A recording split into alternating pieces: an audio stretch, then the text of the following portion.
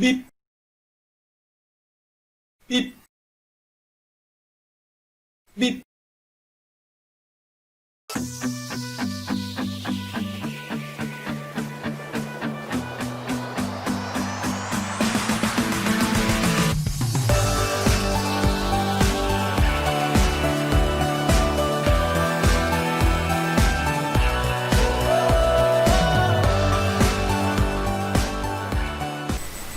Olá, sejam todos muito bem-vindos ao 14º programa O Espiritismo Esclarece. E hoje contamos mais uma vez com a brilhante presença de nosso querido amigo Daílson Zambuja. Nosso tema? Vamos conversar sobre o questionamento espírita. Tu me amas? Esperamos que todos apreciem e desde já convidamos que ao final registrem seus apontamentos, seus questionamentos e até mesmo suas críticas, pois são muito importantes para nós. Então, fique conosco, pois voltamos em seguida.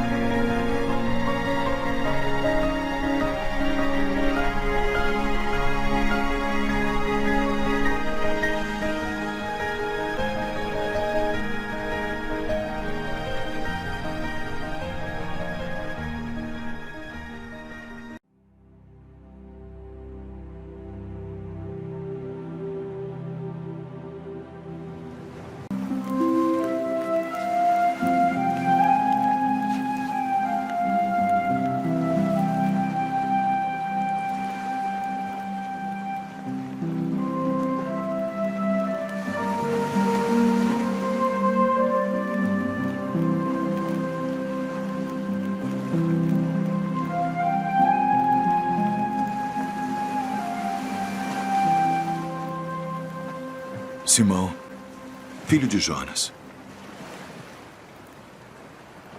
amas-me mais do que estes? Sim, Senhor. Tu sabes que te amo. Apacenta os meus cordeiros.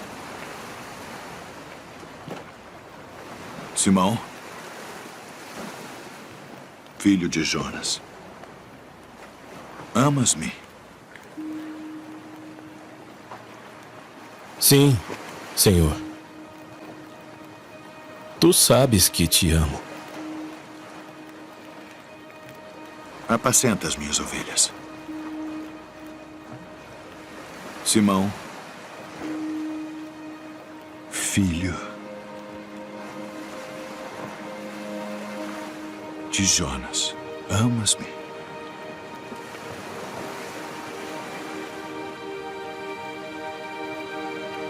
Senhor, tu sabes todas as coisas. Tu sabes que te amo. Apacenta as minhas ovelhas. Na verdade te digo que quando eras mais moço, te cingias a ti mesmo e andavas por onde querias. Mas quando já fores velho, estenderás as tuas mãos e outro te cingirá e te levará para onde tu não queiras.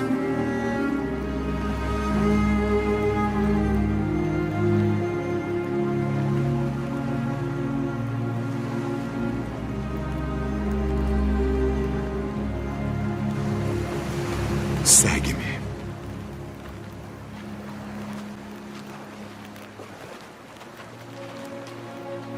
Senhor, e que será deste?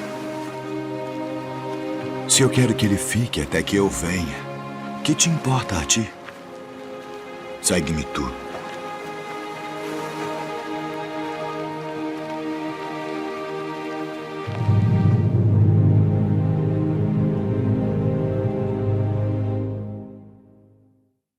Estamos de volta.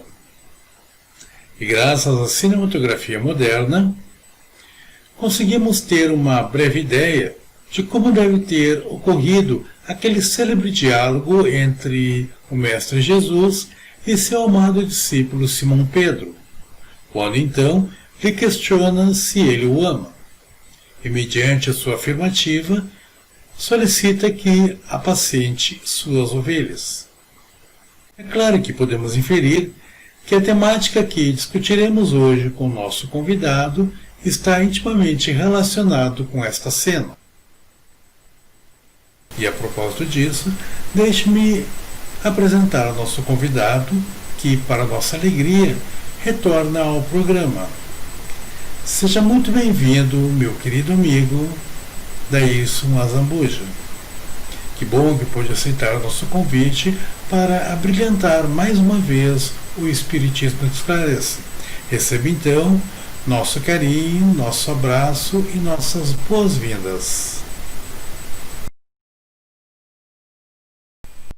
Eu que agradeço, querido amigo, a oportunidade de aqui nos encontrarmos novamente. Ainda mais para falarmos, né, sobre a Boa Nova, sobre Jesus, embora vamos fazer a referência a esta pergunta de Jesus a Simão Pedro, mas procurando adequá-las aos nossos dias. Um bom início de noite a todos aqueles que estão adentrando agora, que já se programaram, que compartilharam o link. Sejam todos bem-vindos e que possamos ter alguns momentos de grandes reflexões em torno dessa pergunta do querido mestre a Simão Pedro. Então, Daílson, deixa eu te questionar agora.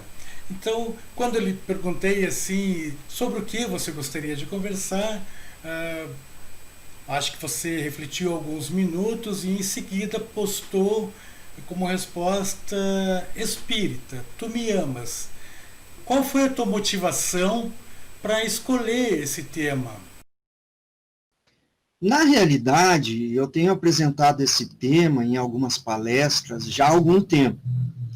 E eu praticamente, vamos dizer assim, sou apaixonado por essas perguntas, por esse momento de Jesus, com o discípulo querido ali, que se tornou a base, né, do cristianismo nascente.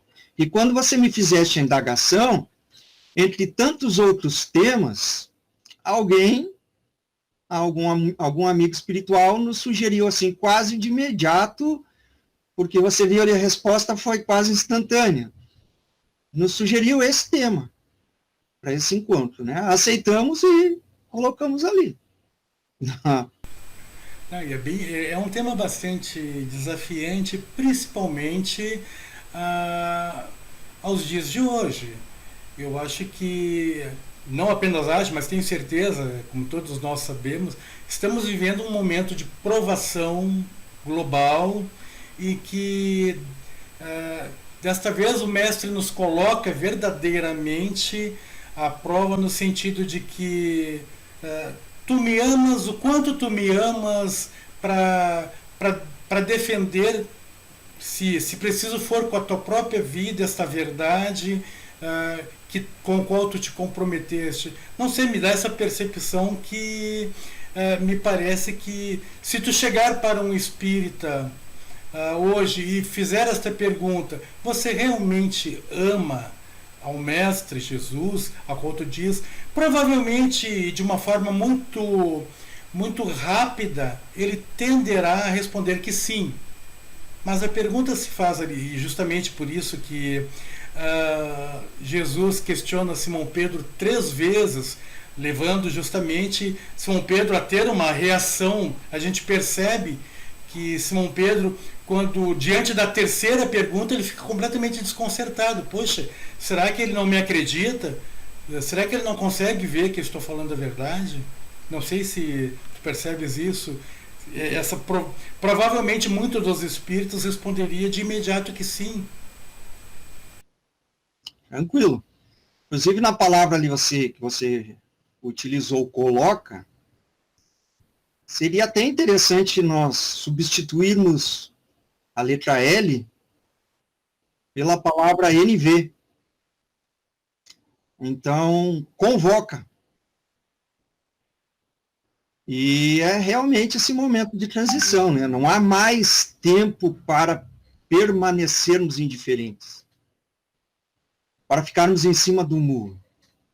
Nós precisamos tomar uma decisão. E é o que Jesus espera de nós. E é também face a todo esse conhecimento que a doutrina espírita nos faculta e que vamos adquirindo ao longo dos anos, é uma responsabilidade. E como já vimos em outros momentos, no encontro anterior, ser espírita é ser ferramenta de Jesus. Nós somos divulgadores, querendo ou não, da doutrina espírita. Então, por isso a necessidade, né, de nos comprometermos com tudo isso. Mas vamos procurar fazer essas reflexões e trazer essas respostas no segundo momento do nosso programa. Perfeito, perfeito. Não, realmente, eu tenho me colocado muitas vezes em reflexão. Para mim, já adquiri este hábito da meditação diária, parar aquele momento do dia, seja à noite ou seja pela manhã, depois de alguns exercícios, que é extremamente bom e saudável, principalmente nessas épocas em que as pessoas estão mais em casa. Então, os médicos recomendam realmente que se tenha mais atividade. Então, eu acho que é sempre bom se fazer um bom exercício para manter uma saúde mais estável, e é aquele momento de reflexão para a gente poder, sabe, se acordar para o dia. E aí justamente vem aquela coisa, para o enfrentamento do dia, porque nós estamos vivendo uma época de incertezas, em que de repente se muda tudo, se decide por questões políticas ou ideológicas, não importa qual, mas se decide uma mudança drástica como para tentar uma solução milagrosa, quando a gente sabe que a solução, na verdade, é um processo de construção de cada um, e que nada vai funcionar no sentido impositivo. Ele vai ter que brotar dessa transformação do ser. E eu tenho percebido essa questão desses conflitos, e que temos nos deparado quase que diariamente com pequenas provações, onde quase como podemos ouvir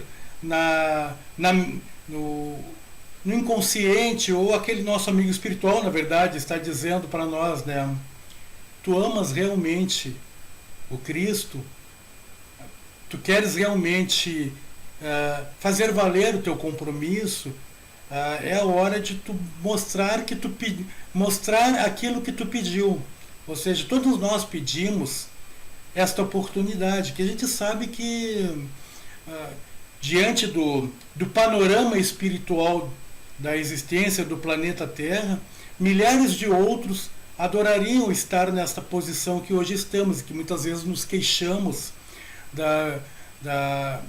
dessas revoluções que têm acontecido no mundo, há injustiças, há violência, mas em verdade nós sabemos que se nós estamos aqui, nós muito pedimos para estar e nos comprometemos, e e além de tudo, nos comprometemos a estar nessas fileiras de batalha, né, onde nós estamos na linha de frente segurando o estandarte do Cristo.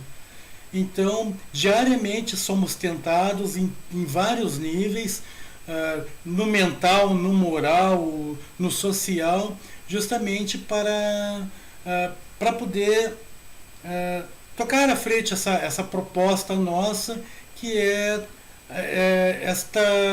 este plano do Cristo de mudança do planeta, de melhoria para a humanidade toda, para essa humanidade que está renascendo, que está herdando este novo mundo que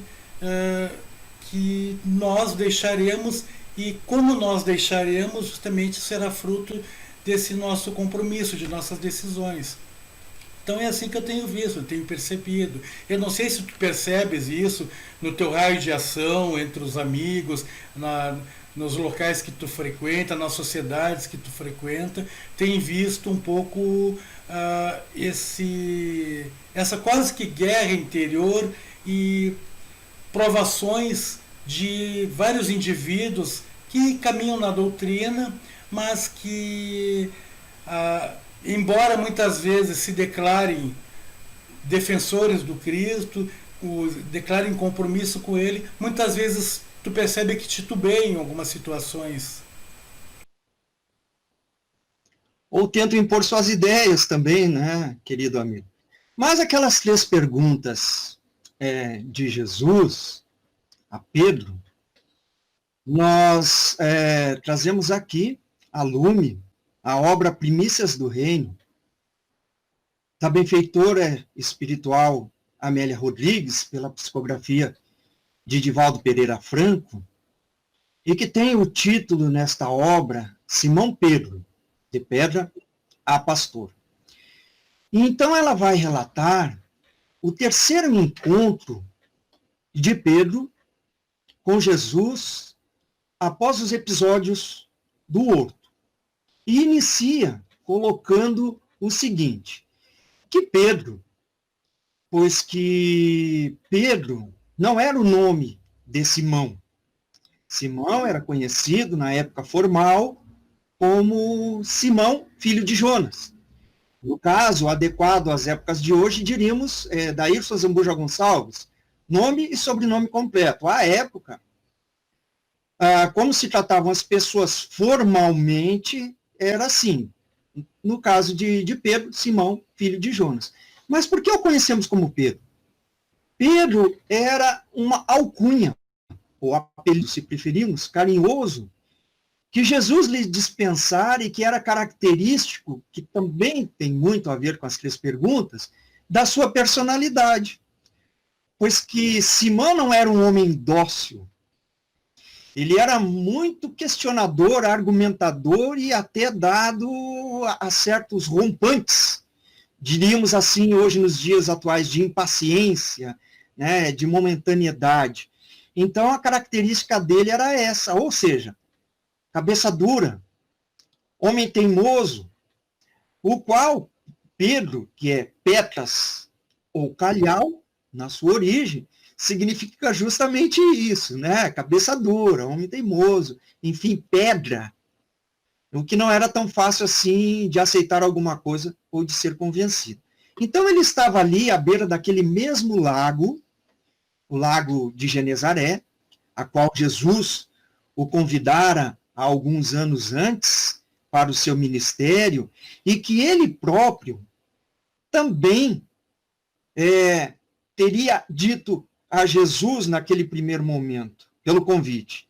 Que ganharemos nós com isso? Que lucraremos?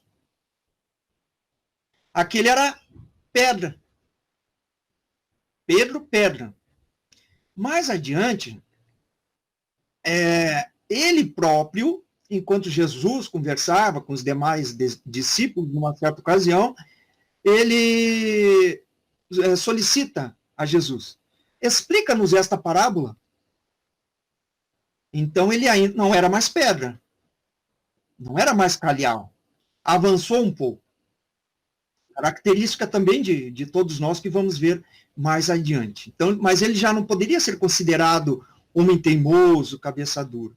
Mas a alcunha permanecia.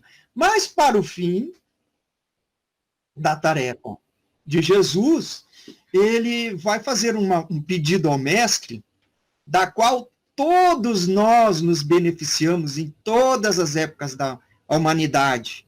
Primeiramente, direcionado aos discípulos, em resposta à solicitação de Pedro. Mestre, ensina-nos a orar. E Jesus, então, nos casa a prece até então conhecida do Pai Nosso, que ali engloba tudo o que precisamos ter para realizar uma oração. E ele estava, então, tentando o quê? desde aquele encontro do convite de Jesus, ele tinha uma grande maleabilidade com as redes, porque era o que ele fazia, era o seu ganha-pão, era como ele vivia. No entanto, ele acabou perdendo aquela maleabilidade com as redes e estava ali, então, depois da crucificação, dos episódios do horto, entendendo que deveria voltar, mesmo que de alguma maneira, aquela atividade, mas estava tentando readquirir aquela maleabilidade. Só que isso iniciara-se à noite, à noitinha, e já amanhecia.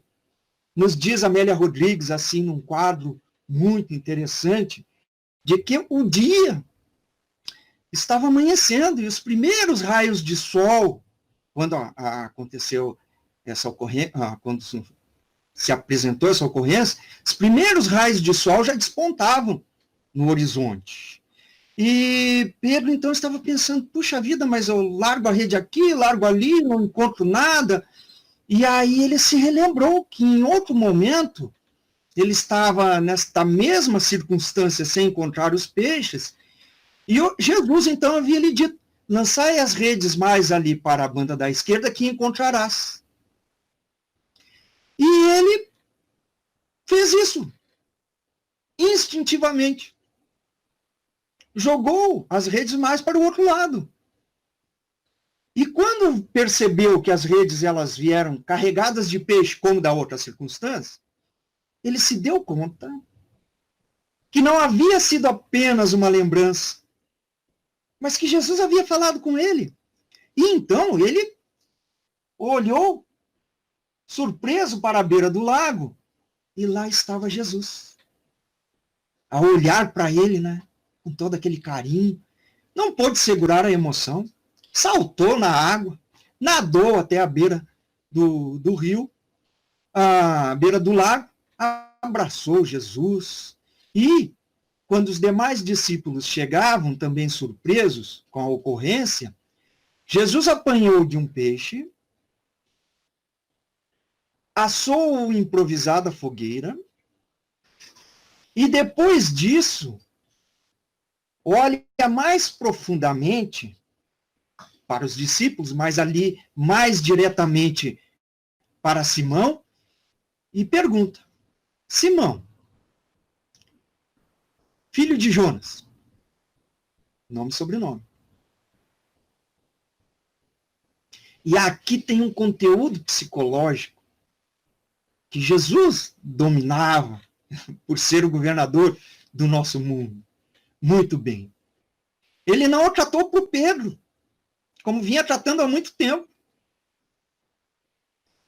Simão, filho de Jonas, é um chamado à responsabilidade. É quando a gente vai no posto, para reclamar de alguma doença, mas antes nos chamam lá pelo nome. Ou perante o juiz, perante o advogado. Eles não dizem o nosso apelido. Você deve ter um apelido, Arivelto. Eu também tenho. E as pessoas normalmente nos chamam principalmente os mais próximos, nos chamam pelo apelido. Mas quando se quer tratar de alguma coisa mais pungente ou mais grave, nos chamam pelo nome completo. Eu me lembro da minha infância também, que todo mundo me chamava por esse nome, inclusive a mãe. Mas quando ela dizia assim, Daírcio Zambuja Gonçalves. Bem isso. A gente gela. Por que não o apelido? O que eu fiz, Algo não está bem. E realmente, nessas circunstâncias, era uma conversa mais séria. Então, Jesus imprimiu esse conteúdo psicológico a Simão, que ele, obviamente...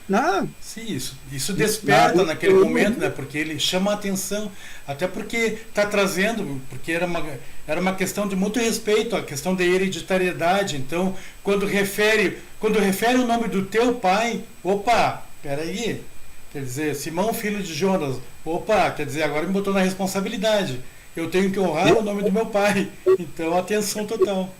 Exatamente. E então, Simão, filho de Jonas, tu me amas? Aí Pedro, imediatamente, sim, mestre, apacenta as minhas ovelhas. E não foi imediato aquelas 3 perguntas, assim, não foi uma atrás da outra. Houve uma pausa. Novamente ali, o conteúdo psicológico da lição. Ela precisava ser absorvida. E enquanto Pedro estava nas suas ilações, depois de alguns minutos, Jesus olha novamente para ele e pergunta, da mesma maneira, com a mesma tonalidade, que às vezes a gente tenta colocar uma forma diferenciada na voz, mas jamais conseguiremos falar que é como Jesus, não é? Não por enquanto. Simão, filho de Jonas, tu me amas? Opa, agora sim. Não teria Jesus entendido da primeira vez que ele o afirmava? Qual a necessidade da segunda pergunta? Mas também não demorou muito para responder. Na primeira vez respondeu mais rapidamente, na segunda vez nós diríamos assim, ficou ensimesmado com aquele questionamento. Mas disse, sim, mestre. Tudo sabe. Óbvio que sim, né? Sabes que eu te amo. E ficou olhando para Jesus. E Jesus olhando para ele.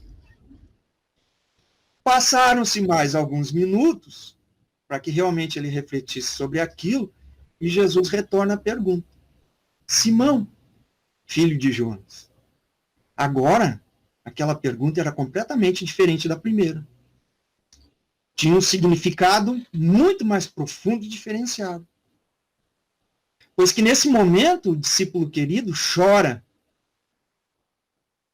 Não só pela emoção do momento, mas também porque parecia ali, naquela circunstância, que Jesus estaria duvidando da sua dedicação, do seu amor, do seu empenho. Estaria o mestre duvidando do seu empenho? O que ele ouve, então, enquanto fazia essas cogitações, ele responde que sim, entre lágrimas. Vai ouvir novamente Jesus dizer pela terceira vez, apacenta as minhas ovelhas. E então, nos relata a benfeitora que naquele momento é como se abrisse, nós diríamos assim nos termos atuais, como se abrisse um novo link, um novo direcionamento, um novo arquivo de entendimento naquele momento na consciência de Simão, pois que ele compreendeu que o porquê de Jesus ter lhe feito aqueles três questionamentos, dessa maneira, em razão de ele próprio ter negado a Jesus por 3 vezes. As 3 questões, as 3 afirmativas, as 3 reflexões em torno dela, procuravam encontrar no discípulo amado justamente o alicerçamento do seu dever, para que não ficasse imerso na culpa do eu fiz, mas agora tomando um posicionamento, um comprometimento diferenciado. Porque o processo de culpa, às vezes, pelos erros que cometemos, eles nos prendem ao solo.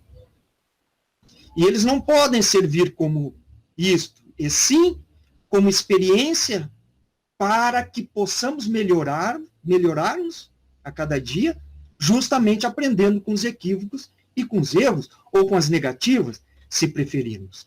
Então, Jesus havia lhe dito, esta noite, antes mesmo que o galo cante, me negarás 3 vezes. Não. Como assim? Não. No entanto, quando Jesus foi preso, alguém disse, ali é um dos discípulos dele. E Pedro, não o conheço. Quando ele se deu conta da resposta, quis voltar atrás, porém, a ocasião já tinha passado. Mais adiante, alguém o reconhece novamente e pergunta, mas não estava com Jesus? Não o estava acompanhando? Não era um dos discípulos? Ele, não o conheço. Novamente, quando se deu conta e quis voltar atrás, não era mais possível. E justamente como Jesus predisse, quando o galo canta, ele estava à frente da casa do sumo sacerdote e as labaredas dos archotes iluminaram melhor o seu rosto, outras pessoas o identificaram e o apontaram. E novamente, uma terceira vez, ele nega. e se deu conta de tudo isso. Então, Jesus ali, com aquelas 3 afirmativas, alicerçava o seu dever. Não suprimindo a culpa, mas ajudando a trabalhar, porque se 3 vezes ele o negara, 3 vezes ele tiver a oportunidade de o afirmar. Muito mais importante do que perante aos outros, perante a própria consciência. Então, como também na questão de que Pedro solicita a Jesus que o ensine a orar, ele ali não era mais a pedra e não estava mais no meio do caminho. Já era a pedra que se cingia perante a luz. Já era luz. Embora uma longa caminhada ainda tivesse, enquanto alicerce do cristianismo nascente. E aqui, então, fica o início deste nosso segundo momento, que é a reflexão. E estas 3 perguntas fossem feitas a nós, diretamente, né? Não como Daírcio, Arivelto, João, Pedro, Marília, Maria, enfim, mas espírita, que como diz Emmanuel na obra Estudo de Vida, né? Espírita deve ser o adjetivo claro da tua instituição, espírita deve ser o nome do teu nome, enfim, nos perguntasse nome e sobrenome, é espírita. Tu me amas? O que você acha? Olha, tia, qualquer resposta imediata, eu acho que a pessoa deveria pensar bem, e a instituição pensar bem antes de declarar uma resposta dessa, porque ela é muito profunda, extremamente profunda, porque declarar um sim, como Simão Pedro o fez lá rapidamente, numa primeira vez, numa segunda vez já com uma certa rapidez também, e uma terceira aí sim percebendo a profundidade da questão. Então eu acho que qualquer instituição, qualquer espírita, independente de Arivelto, independente de Daírcio, tem que primeiro refletir muito e às vezes não é preciso responder verbalmente para fora. Responde para ti internamente. Se alguém te perguntar, te fizer esse questionamento, espírita, tu amas o teu mestre? Responde para a tua consciência. Eu acho que valeria nós fazermos essa pergunta diariamente. Perfeito. Mas vamos supor, amigo, que nós não temos pensado muito, e já que nós já estamos estudando, não é? Envolvidos de alguma maneira com o Espiritismo, a nossa resposta seja sim, nós te amamos. Bom, o Espiritismo, o que é? Uma ciência do amor, uma nova era para a humanidade. Nós vamos encontrar o codificador na Organização do Espiritismo, na Revista Espírita, de 1861, lá no seu item 11, que o Espiritismo objetiva a melhoria dos homens. Ele não vem procurar aqueles que são perfeitos, até porque nós sabemos, né, estamos ainda no mundo de provas e expiações. Então, se fôssemos perfeitos, nós estaríamos habitando mundos melhores. Se ainda habitamos a Terra, não somos perfeitos. Se alguém pensa assim, já está equivocado e precisa trabalhar o seu orgulho e o seu egoísmo. Mas, então, o que o Espiritismo objetiva? O que ele procura? Aqueles que se esforçam para pôr em prática a doutrina espírita. Aí nós recorremos aqui a quê? Como se reconhece o verdadeiro espírita? Ele que procura dominar suas má tendências. Então, não precisa ser um homem perfeito, não precisa ser um ser já definido, purificado. É aquele que diariamente está lutando contra os seus atavismos, reconhecendo as suas dificuldades, os seus problemas. Perfeito.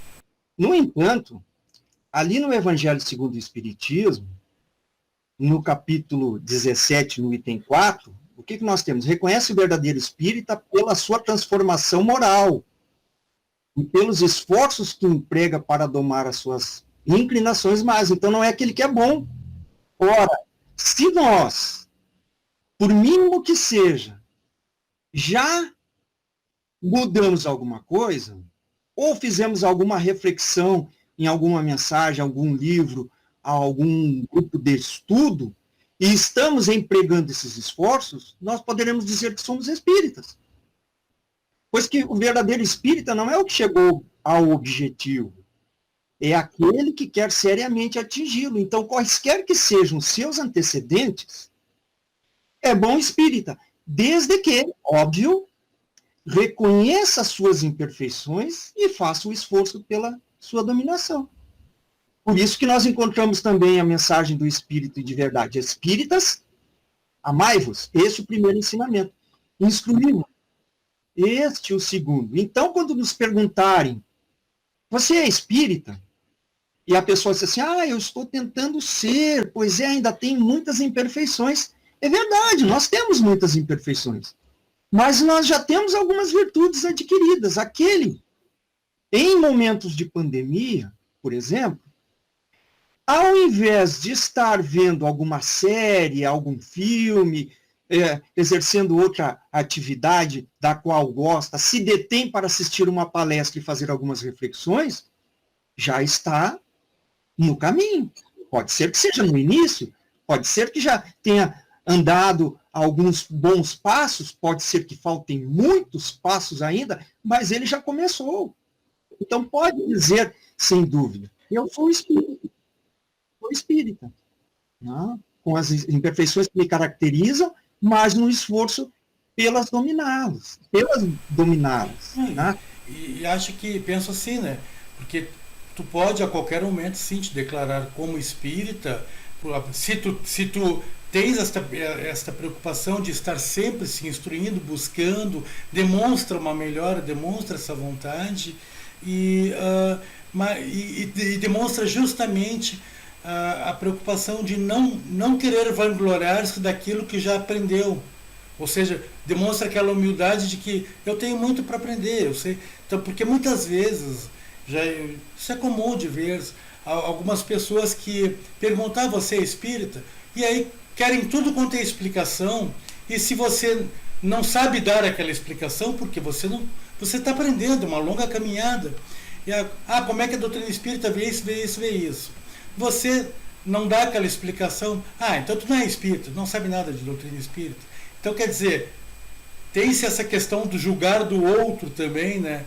Que se tu é espírita, tu sabe de tudo, tu conhece como é que funciona o mundo espiritual, como é que funcionam as relações com o mundo físico, e a gente sabe que não é assim. Só que este que está estudando, que se pode se declarar espírita, sim, a partir do momento que ele diariamente se esforça, que ele busca instruir-se, ele também precisa ter esta humildade e não se sentir culpado de não saber ainda determinadas questões. Eu acho que isso aí que vai configurar. E aquela questão ali, e jamais, aí sim, aí vem outra questão do testemunho, né? Jamais diante do não saber ou diante de uma turma onde tem 1000 que não são e que não concordam com a doutrina espírita, você se intimidar e dizer, pois é, eu não sei, eu não decidi ainda. Temer, não, sou espírita sim, sabe? Dar aquele testemunho, confirmar sim, eu sou. Não importa que tenha 1000, 10.000 que não sejam. Então, dessa maneira, nós respondemos a Jesus que sim, no primeiro momento, convencermos-nos, né, de que somos espíritas, assumimos essa questão de ser espírita, mas dizer sim por si só não basta. É necessário algo mais.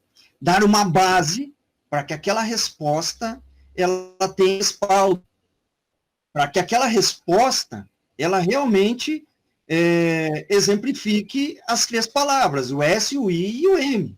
Então, dizer sim por si só não basta. Estarmos nesse caminho de nós tomarmos a nossa charrua e afirmarmos sermos espíritas, já estamos dando esta base. E há tanta felicidade de ser espírita, não é mesmo, meu amigo? A morte, por exemplo, a morte é maravilhosa. Tanta gente teme a morte, os espíritas não. Ela ensina-nos a valorizar o momento presente. Já pensou se nós vivêssemos 300, 450, 600 anos? Num seminário, nós fizemos essa correlação, não no intuito de transformar aquilo em algo que fosse motivo da piada, mas só para aprofundar um pouco, que as pessoas pensassem.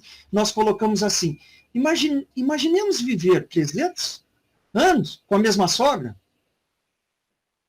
Aí o pessoal, alguns riram, outros ficaram sérios, e uma senhora se levantou e disse bem assim, ou com o mesmo genro, né, meu filho? Bom, te deu a resposta. Justamente. Era essa a provocação que nós ali procuramos. Que a pessoa fizesse a reflexão.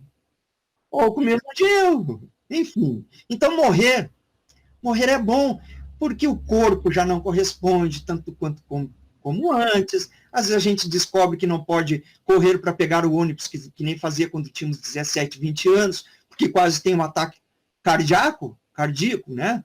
Quase temos ali um ataque cardíaco, e o corpo vai se degenerando. Mas aí a gente retorna à pátria espiritual, faz novos projetos, novas programações, e logo ali, né? Mamãe embalando, passando talquinho, então morrer é bom. São as nossas experiências necessárias. Mas e se formos para o umbral? O que faremos? Vamos ficar nos lamentando pelo tempo perdido, por remorsos, frutos do nosso orgulho, ou vamos fazer algo de produtivo? Experimente, você que já se afirmou espírita e que disse sim à primeira resposta de Jesus. Implementar ou implantar um grupo de estudo sistematizado da doutrina espírita. Ia ser colocado para a rua do umbral. Ou um grupo de leitura do Evangelho segundo o Espiritismo. Garanto que pouco tempo ficaríamos por lá. Até porque, né, como a gente sabe, tanto aqui como em outros lugares, quando se forma um grupo de estudo da doutrina espírita, as pessoas começam a aderir. Então, como você disse, provavelmente seríamos expulsos do umbral. Né? Então, a ideia é florescer onde estivermos plantados. No corpo físico ou fora dele. Não, exatamente, até porque, como você diz, né, nessa figura de linguagem do umbral mesmo, quando você sistematiza um estudo, a gente sabe que começa a receber o concurso dos bons espíritos. Então, o umbral começaria a se encher de observadores ali em volta, ali, auxiliando. Aí daqui a pouco o pessoal, vem cá, vocês estão incomodando demais aqui. Então, sabe, não estão deixando os outros sofrer direito. Então vão embora lá, vão para as zonas mais iluminadas, porque aqui não dá. Aqui é só gente sofrendo e chorando. E faríamos o nosso papel de divulgadores da doutrina espírita. Exatamente. Não, e por certo, como tu disse, né? Quando uma luz se acende, alguns começam a ir de encontro àquela luz. Então, certamente, ao sermos expulsos, levaríamos um monte conosco. Perfeito. Gostaria aqui também de colocar que também está na obra Religião dos Espíritos, a página 227, pelo Espírito Emmanuel. Novamente, aquela questão do assumir-se enquanto espírita. Diz assim, ipsis verbis, espírita deve ser o teu caráter, ainda mesmo que te sintas em reajuste depois da queda. Espírita deve ser a tua conduta, ainda mesmo que estejas em duras experiências. Espírita deve ser o nome do teu nome, ainda mesmo respire em aflitivos combates contigo mesmo. Espírita deve ser o claro adjetivo de tua instituição, ainda mesmo que para isso te falte as honrarias e as subvenções terrestres. Doutrina espírita quer dizer doutrina do Cristo. E essa doutrina, ela é a doutrina do aperfeiçoamento moral em todos os mundos, não somente no nosso mundo. Guarda, pois, na existência como sendo a tua responsabilidade mais alta, porque dia virás em que serás naturalmente convocado a prestar-lhe contas. Então, com isso, eu acredito que de alguma maneira, né, salvo algumas outras considerações que se poderia fazer, nós poderemos nos afirmar espíritas e responder a Jesus que sim. No entanto, nós ainda temos outros apontamentos. Não é, meu amigo? Então, o que você acha dessa primeira pergunta? Eu acho perfeito justamente nessa primeira, somente esse aí foi o primeiro questionamento que ele fez a Simão Pedro: tu me amas? Então, já a partir do segundo ali, a gente vê que justamente ele demora um pouquinho mais, porque ele fica, poxa, será que ele não entendeu? Vou ter que responder de novo. Mas e aí leva para aquela questão um pouco da impaciência, da nossa impaciência. Puxa, será que o que eu digo não está sendo entendido pelas pessoas? Será que eu verdadeiramente não estou sendo um instrumento do Cristo como eu me propus? Porque começa a gerar aquela impaciência quando vai para o segundo questionamento. Então, nesse primeiro, perfeito. Eu acho que no primeiro ali, que de súbito a gente responde que sim, e aí vem essa questão: poxa, tu te antecipou, dá uma refletida. E aí vai vir para o segundo, que tu vai abordar, acredito agora, que é justamente... Então, imaginemos Jesus a nos perguntar: espírita, nós já vimos ali, né, na mensagem Religião dos Espíritas, nome e sobrenome. Espírita, tu me amas? Mas como assim? Será que Jesus, meu amigo, não entendeu da primeira afirmativa que nós a fizemos? O que nos falta ainda? Na mesma linha da primeira, a gente pode colocar o seguinte: responder que sim, mesmo que demore algum tempo, que aí já nos provoca alguma reflexão, responder que sim por si só não basta. É preciso que se dê uma base, não, digamos assim, uma estrutura para que a resposta seja correlata. Então, nós temos aqui algumas reflexões: compromisso e responsabilidade. E a primeira obra que nós vamos trazer aluno, do livro Aos Espíritas, na página 57, que é o seguinte: não aguardemos que os instrutores desencarnados retornem ao corpo físico para realizar a tarefa que compete aos homens executar. Só uma questão, estamos colocando aqui na tela também a obra referenciada agora pelo nosso convidado, para que os internautas que tenham interesse possam visualizar a obra e pesquisar nela também, obter essa obra que aparentemente é bastante interessante pelo que diz o nosso convidado. Perfeito. Então, nós já vimos ali, né, a questão do espírita, já respondemos a primeira pergunta.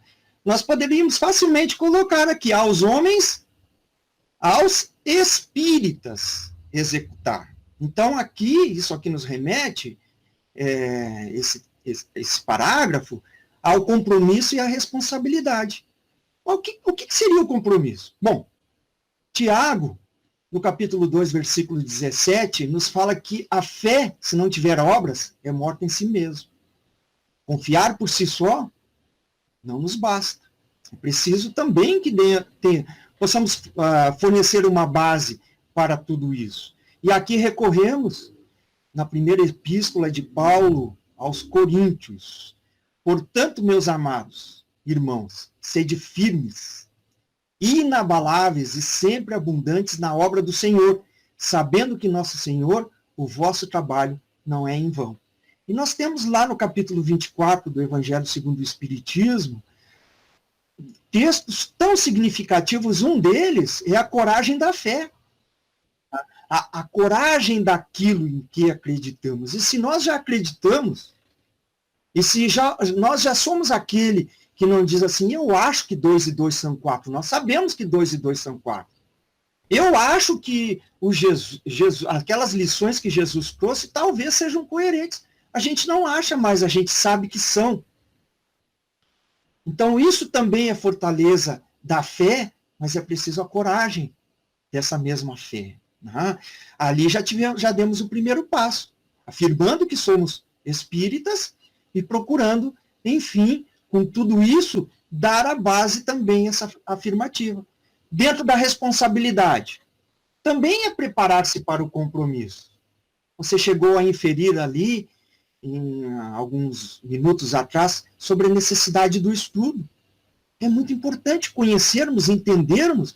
Já nos dizia o codificador, principalmente se tratando de mediunidade, e dando as respostas ali na obra que é o Espiritismo, o diálogo com o cético e aquele que acreditava, que justamente não se pode entrar num laboratório de química sem conhecer o mínimo de fórmulas. Feito isso, você poderá ver lá no recipiente H2SO4 e confundir com H2, que é água, se você tomar, levará à morte. Então, é preciso que se conheça. Isso também em relação, ali muito especificamente, o texto, à mediunidade, mas de uma maneira mais abrangente, a todo esse alicerce da fé. Compreendermos, estudarmos, debruçarmos, para que possamos, quando falarmos, quando exemplificarmos, ser aquele que tem a coragem da fé ali alicerçada também na responsabilidade e no compromisso. Para isso, a formação intelectual, a doutrina espírita e o evangelho, as noções sobre mediunidade, as obras complementares, dentro dessa abrangência que vai, através das metodologias que conhecemos hoje como estudo sistematizado, encontros seminários, aprendendo a estudar. E também a questão direcionada ao autoconhecimento, o medir a ação, a meditação, as vivências e a prática. E a referência de Mateus, no capítulo 5, lá no versículo 15, sobre a candeia. Ninguém acende uma candeia para pô-la debaixo do alqueire. Põe-no, ao contrário, sobre o candeeiro, a fim de que ilumine a todos os que estão na casa. Mas alqueire, meu amigo, não sei se você já se deu conta, alqueire é uma medida de terra. Então, nós vamos colocar a luz embaixo da terra, da medida da terra? Será que é isso que Jesus queria dizer? Não, com certeza. Com certeza não. Ali, eu me lembro que alguns anos atrás, quando a primeira vez que eu li, eu fiquei, até por questão de formação, sabe, que eu vendo da área da engenharia, tu aprende tudo quanto é unidade de medida. E eu já fazia essa relação, mas aquele é uma medida usada justamente para medir terras, então, não me lembro agora quantos metros quadrados equivaleria a um alqueire, mas eu lembro e fiquei assim, mas qual é o significado disso? Aí fui procurar no dicionário. Aí, claro, não, tem outro significado, tudo bem, não é? Mas muitas pessoas não fazem esta relação. É que depende da tradução. Em algumas traduções está cádmio. O que era o cádmio e o que era o alqueire que faz referência? No caso, era um recipiente utilizado para medida, e que tinha a possibilidade de medir ali 35 quilos ou 35 litros, aproximadamente. Ela era utilizada, inclusive, muito utilizada, para medir o óleo. 35 litros de óleo. Então, o próprio óleo utilizado nas candeias e nas lamparinas da residência vinham naquele recipiente de medida. E quando a candeia não estava exposta para que iluminasse a todos no ambiente, ela era colocada embaixo do recipiente, embaixo do vaso, embaixo do cádmio, embaixo do alqueire. Então, justamente a proposta é a nós, que já respondemos assim a Jesus na primeira pergunta, que já nos identificamos e não temos mais dúvida de que somos espíritas, não podemos mais entender que estas lições e essa compreensão tem que ficar somente para nós. É preciso que ela ilumine o maior número, no caso da proposta da candeia, das pessoas que estão no ambiente, mas que possa iluminar também as demais consciências em torno de nós.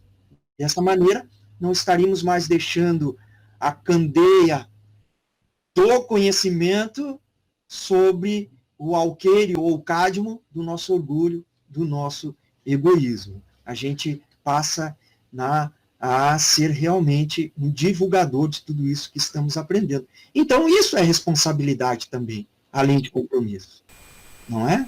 Com certeza. Inclusive, também posso dizer assim, para iluminar o teu próprio caminho.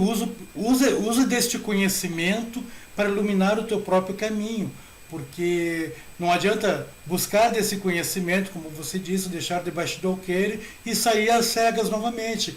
E aí apenas você declarar, eu tenho tal conhecimento. Sim, mas você utiliza-o no seu caminho, porque um caminho iluminado certamente você enxerga mais longe.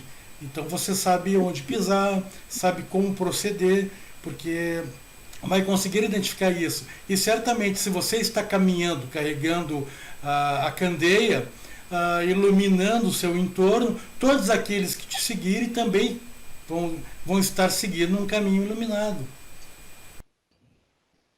Perfeito. Então, não há aí compromisso e responsabilidade? Sim.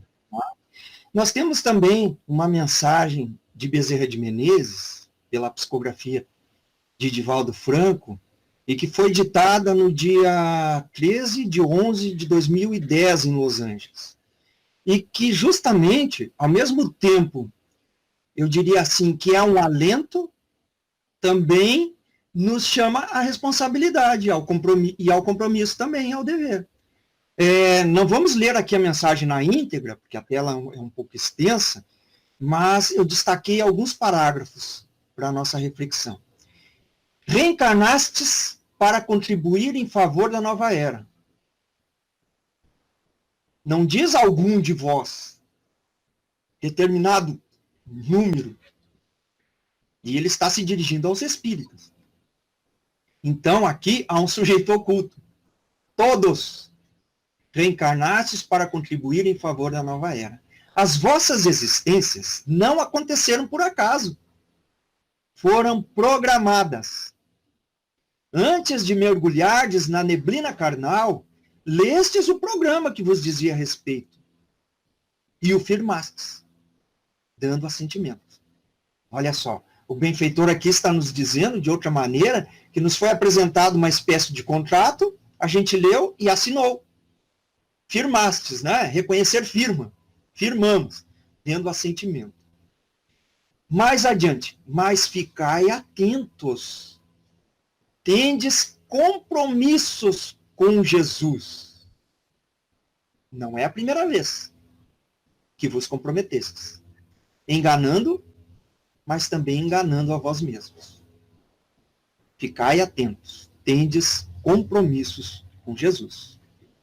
Bom, dessa maneira, né, meu amigo, acredito que podemos dar uma base nesse segundo questionamento de Jesus, pois que todos nós, de alguma maneira, estudamos e vamos caminhando ali para sermos uma ferramenta cada vez mais qualificada nas mãos da espiritualidade, desenvolvendo compromisso e responsabilidade com o nosso dever, com a nossa tarefa.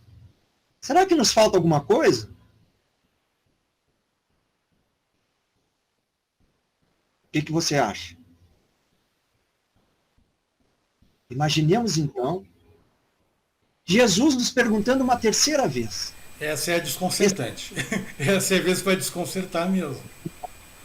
Espírita, se nós pudéssemos fazer, né, um exercício ali de meditação, e imaginar Jesus a nos olhar, pois que, como sabemos, todos nós, ele nos conhece melhor que nós mesmos, melhor que nós mesmos. É o que o Simão Pedro diz para ele. Né? Sabe o íntimo de todos nós. Até porque, com esse cérebro físico dessa atual reencarnação, não acessamos muitos arquivos do passado e de tantas e tantas questões que, às vezes, possamos até ter comprometido o conhecimento à luz aos outros. Mas Jesus sabe. Então, ele nos conhece. Como conhecia a Simão Pedro, muito melhor do que ele, muito melhor do que a nós outros. Então, ele nos perguntando, tu me amas? Mas como assim? Duvidaria o Cristo de nós? O que nos falta? Nós já não dizemos sim a essa pergunta de outras vezes? Nós já não nos colocamos ali, não entendemos que somos espíritas? Não entendemos também que nós renascemos para esse campo de trabalho e já estamos, pouco a pouco, desenvolvendo o compromisso e a responsabilidade? Já não nos basta? Duvidaria? O que nos falta ainda? Duvidaria ainda Jesus da nossa disposição? Pois bem,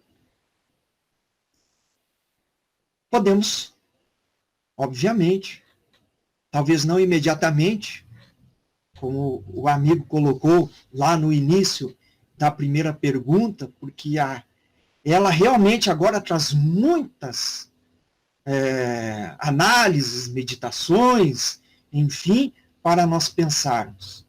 Mas devemos responder que sim. O que nos falta, então? Responder que sim por si só não nos basta. É preciso dar essa base. Pois bem, aqui algumas outras reflexões. De Herculano Pires, na obra O Centro Espírita, lá na sua introdução. Antes de colocarmos sobre o texto, nós precisamos refletir que o nosso campo de trabalho, o nosso jardim, é o mundo. Não é apenas a nossa casa, não é apenas a nossa cidade. Além de ser o nosso interior, também é um mundo. O nosso campo de trabalho é esse.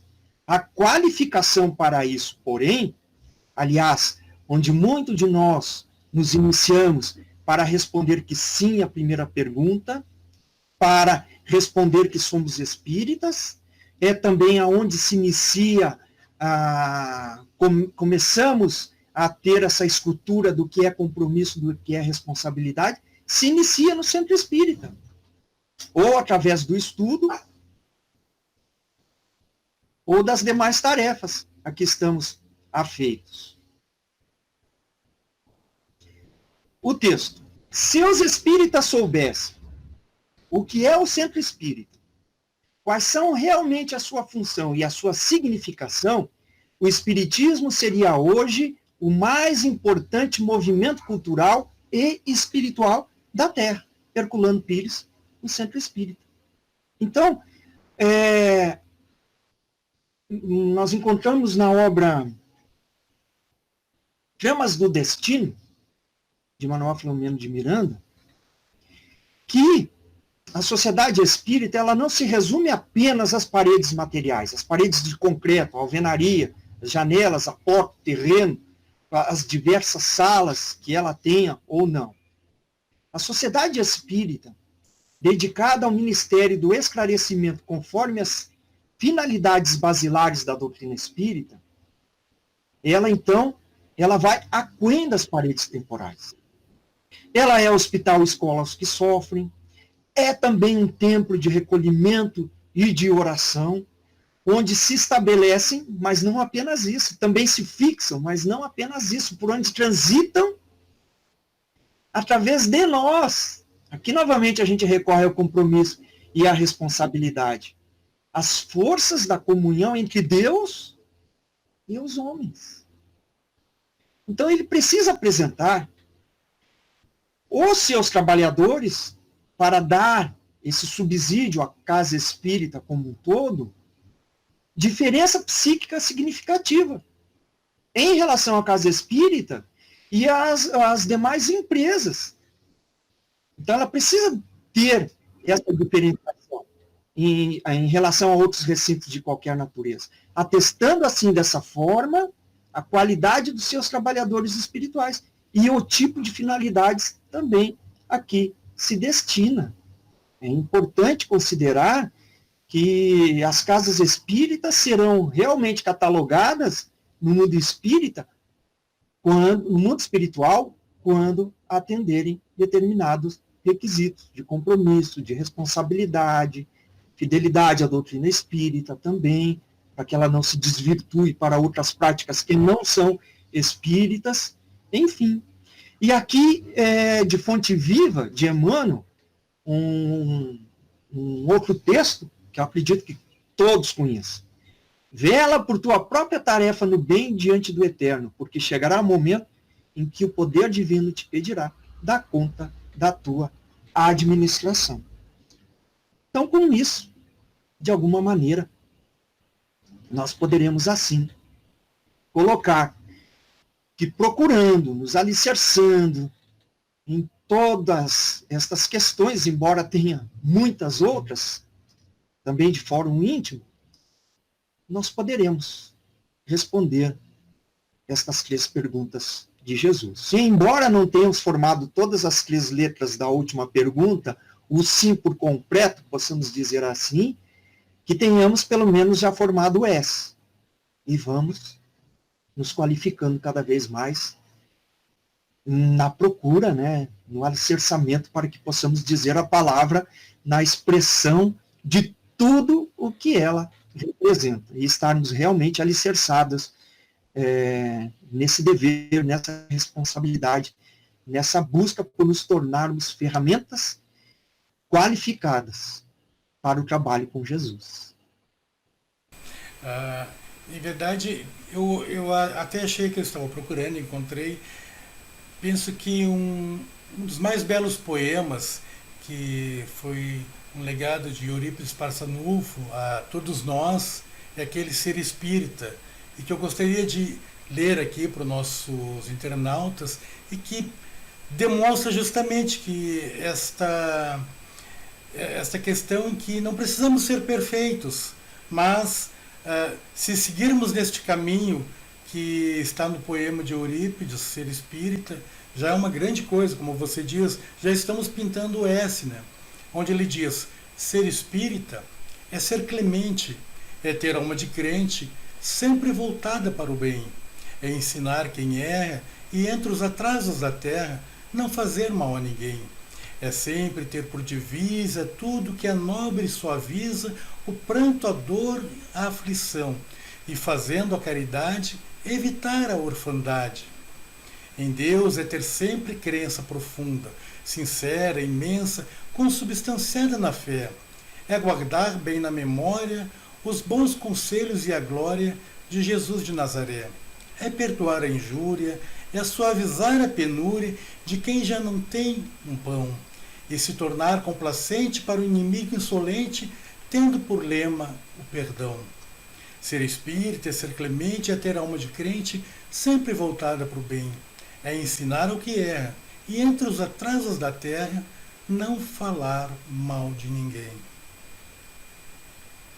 Muito bom, muito bom. Muito interessante. Realmente, penso que aí retrata uma postura do ser espírita que nos dá a condição de que, se seguirmos esta tônica que está aí nesse belo poema, podemos sim responder sim. Quando Jesus nos questiona, espírita, tu me amas? Aí, se tivermos a consciência de estarmos nos esforçando diariamente para não falar mal de ninguém, para ensinar o que é, para perceber que diante de todos esses atrasos que tem, porque sabemos que nesse mundo coabitam irmãos com diferentes padrões evolutivos, que estão em diferentes escalas nesse processo evolutivo que vai nos conduzir a uma perfeição moral um dia. Mas ainda nessa trajetória nós sabemos que temos que conviver com esse mundo de diferenças e portanto cabe-nos essa responsabilidade de pôr em prática, de mesmo percebendo isso, não relutar em ser espírita, em testemunhar este ser espírita através de atos, através de pensamentos, através da fala e através de guardar o silêncio quando é necessário, né? Porque muitas vezes vemos alguma coisa errada, percebemos alguma coisa errada e nem sempre é interessante se pronunciar. Muitas vezes o guardar o silêncio acaba sendo a postura mais correta. Perfeito. Dentro dessa dessa linha, então, aí estruturando ali as 3 respostas, respondendo com propriedade, não é? A Jesus, nós apontaríamos 6 alinhamentos. Estar sempre disposto ao aprendizado e ao estudo. Que nunca fique em nós aquela questão assim, eu não preciso mais aprender, eu já conheço o livro dos médicos, conheço o livro dos espíritos, o que me falta ainda? Nos falta muito. Muitos estudos ainda. Né? É colocar em prática a lei de amor. Mas não apenas o amor àqueles que nos amam, mas procurar ir aquém também o amor aos inimigos, que é o desafio, mas está ali indicado no próprio Evangelho segundo o Espiritismo. Vivenciar a caridade, conforme entendia Jesus lá na questão 886. Amor aos inimigos também, né, traz naquela resposta. Beneficência com tudo e para com todos. Servir aos semelhantes. Aprender a servir, aí vem a qualificação, né, estar disposto aos convites que os próprios responsáveis pela casa espírita, por vezes, ao identificar em nós um perfil, ou para palestra, ou para ser facilitador de grupo de estudo, ou outras atividades na casa, desde que nos qualifiquemos, atender o chamado ali, pode ser o presidente, o diretor do departamento, mas ele ali é o intermediário de Jesus, que já está nos chamando para o trabalho, para o servir.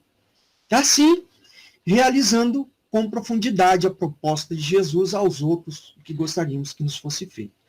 Considerando, né, estes primeiros pontos, que aqui não abrange a todos, obviamente, nós poderemos dizer, sim, mestre, tu que tudo sabes, que tudo entendes, que tudo compreendes, que nos conhece melhor que a nós mesmos, tu bem sabes que nós te amamos. E o que ocorreu com Pedro? Lá no Primícias do Reino, relatado por Amélia Rodrigues. Pedro desceu de Betânia a Jerusalém e foi apacentar os cordeiros do seu rebanho, conforme o pedido de Jesus, após cada pergunta. Apacenta o meu rebanho. E aí fica a reflexão, não somente para agora, mas para a nossa caminhada.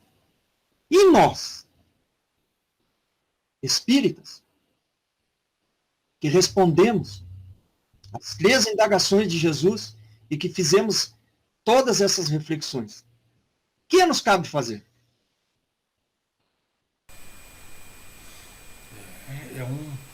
É um questionamento que nos coloca realmente em xeque, porque nos exige uma resposta. E como você diz, não há mais tempo. O tempo urge. Já é chegado o momento agora do testemunho, porque estamos vivendo essa dinâmica do mundo, esta revolução, e mais do que nunca, agora nós estamos diante daquele momento que nós tanto pedimos, como havia comentado já anteriormente, que nós pedimos para estar aqui, nos foi ofertado.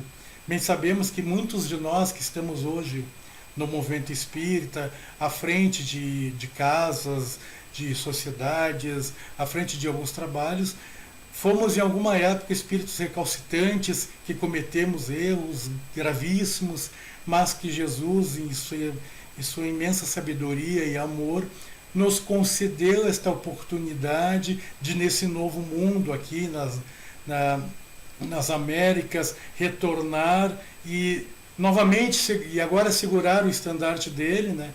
E aí, mediante essa oferta e os nossos pedidos insistentes, porque chorávamos, pedíamos muito por esta oportunidade, e ele nos concede. E é chegado o momento agora de, diante deste novo mundo, desta oportunidade de mundo se transformando, temos todas essas ferramentas que nos permitem falar com o mundo, como você disse há pouco, nessa fase de testemunho. Quando eu digo este sim a Cristo, eu estou dizendo sim diante do mundo e não diante apenas de um pequeno grupo de pessoas, porque no momento que eu declaro um sim, milhares, milhões de espíritos sentem a vibração deste meu sim e sabem que eu tenho um compromisso agendado com o Cristo. um compromisso ao qual eu não devo fugir, não posso fugir, porque talvez não sei se terei novamente uma oportunidade em tão pouco tempo. Quem sabe, certamente verei a ter uma nova, ainda que eu falhe agora. Mas talvez vá demorar um tempo muito maior, porque outros também necessitam de suas oportunidades. Então, penso que é chegado o momento, nós estamos aqui falando por uma plataforma que vai para o mundo, então agora não é mais como nos moldes mais anteriores, que nós falávamos para um grupo dentro da casa espírita, e fora aqueles presentes, claro, havia os espíritos que ali também estavam circunvizinhos, que nos ouviam. Mas agora, aquilo que postamos como este trabalho, oxalá que seja, que percorra o mundo inteiro, e pessoas em diferentes partes do mundo, como sabemos que tem brasileiros e também tem outras pessoas que também falam a língua portuguesa ou aprenderam e que estão em outros locais do mundo, poderão acessar esta mídia, poderão ouvir esse trabalho de hoje e aí terão esta oportunidade. Então veja que nós estamos diante de uma ferramenta que nos permite agora ser fiel a este compromisso, responder por esse compromisso. Então nós não podemos nos negar a esta oportunidade. Então foi nos dada a oportunidade, estamos aqui, te fiz o convite, tu de forma tão prontamente, mesmo sabendo de tuas tarefas, conseguimos agendar um horário para fazer esta gravação, mas tu não te furtou este compromisso, e ambos estamos aqui agora realizando, testemunhando o trabalho a qual nos comprometemos, e, como disse, talvez ainda não estejamos pintando as 3 letras do sim, mas quem sabe esse esforço que estamos fazendo é o suficiente já para grafar pelo menos o S do sim. Bom, mas daí isso nós estamos com 1h16. Eu não sei se tu teria mais alguma coisa para complementar, porque nos sentimos verdadeiramente inebriados com o que tu nos trouxe.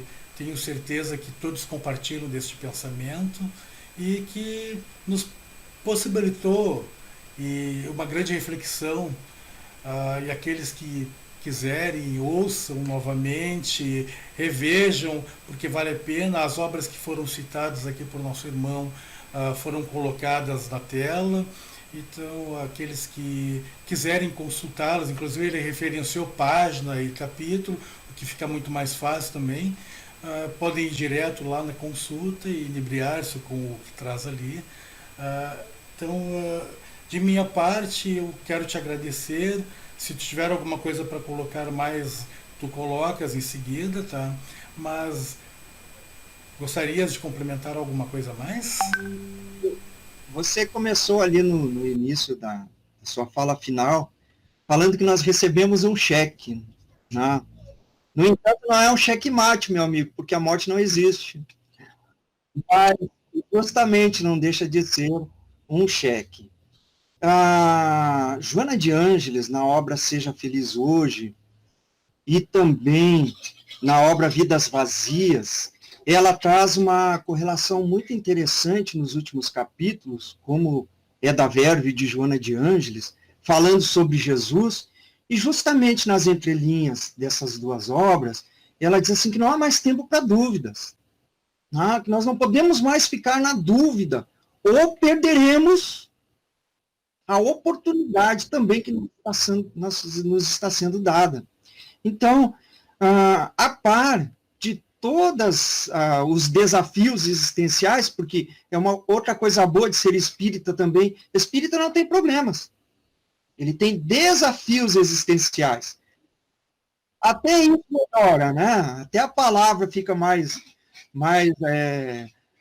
bonita de se dizer, por assim dizer. Mas a par de todos os nossos desafios existenciais, que possamos envidar o esforço de cada um no dia a dia, em cada ocorrência que se nos apresenta, para procurarmos nos aproximar de Jesus, que nos espera.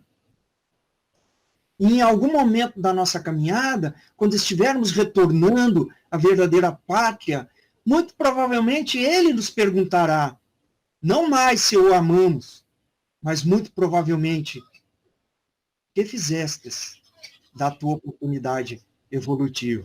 Que possamos ali, então, ter uma resposta estruturada, bem dentro desses direcionamentos que demos. Responder que fizemos, por si só, não basta. Precisamos que possamos colocar uma base. Obrigado pela oportunidade, obrigado a todos que estiveram aqui conosco, que nos escutaram. Possamos continuar firmes e permanentes nesse caminho que tomamos e que não mais há como voltarmos atrás. Não pelo conhecimento que já detemos. Né? Só há um caminho, só há um direcionamento. Seguir em frente. Sigamos. Jesus nos espera no término da jornada. Muito obrigado a todos. Que Jesus nos ampare, nos fortaleça, nos envolva no seu carinho e na sua solicitude. Obrigado, amigo. Nós que agradecemos, meu querido amigo. É bem verdade que tu disseste. Estamos vivendo os momentos do testemunho, de verdadeiramente confirmarmos as nossas escolhas e não deixarmos cair das mãos esse estandarte tão valioso que hoje carregamos, que quando sopra a brisa, ela tremula em nossas mãos, muitas vezes o vento forte nos faz quase querer largar de tanto que ela trepida, mas nós podemos suportar a vibração, podemos suportar a dor, e é o nosso compromisso tão pedido.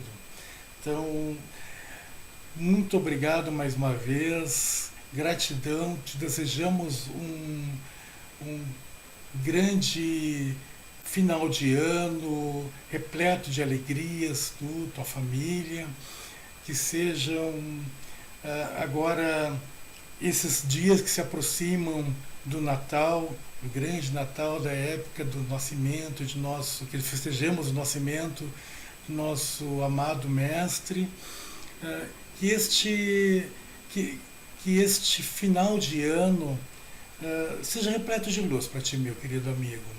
Muito obrigado por ter nos atendido, e a todos vocês, queridos amigos internautas, nós desejamos também um feliz Natal, um próspero Ano Novo, repleto de luz e de vida, e sejam positivos, acreditem que as coisas vão melhorar, porque vão melhorar.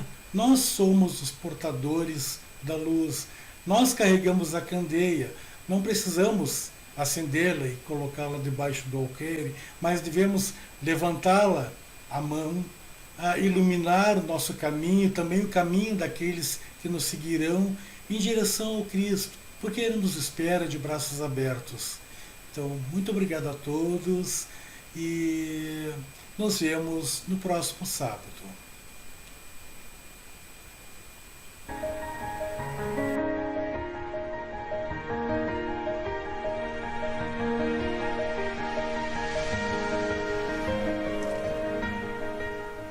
Numerosas transformações são aguardadas e o Espiritismo esclarece os corações, renovando a personalidade espiritual das criaturas para o futuro que se aproxima. A caminho da luz, Emmanuel.